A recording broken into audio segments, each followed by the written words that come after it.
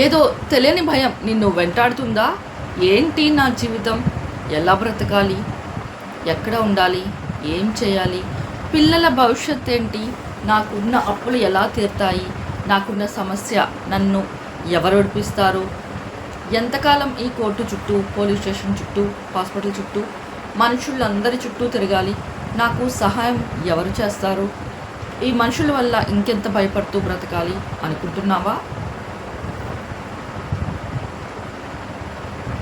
నా బాధను నేను ఎవరికి చెప్పాలి? నాకు ఎవరూ లేరు. ఎవరికి చెప్పినా నన్ను ఎవ్వరూ అర్థం చేసుకోరు అంటూ నీ మనసులో నువ్వే చాలా ఒంటరిగా కూర్చొని ఎవరికి చెప్పలేక, చెప్పుకోలేక నీలో నీవే భయపడుతున్నావా?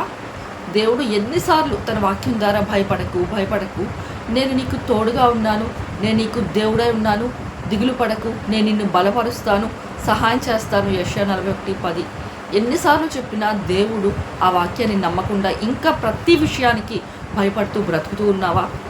నాకు నష్టం జరుగుతుందేమో అని, సమస్యలు ఇరుక్కుపోతావేమో, నాకు అది వాస్తవమా అనుకుంటూ అన్నిటికీ భయపడుతూ, కంగారు పడుతూ, దిగులుతో ఉన్నావా?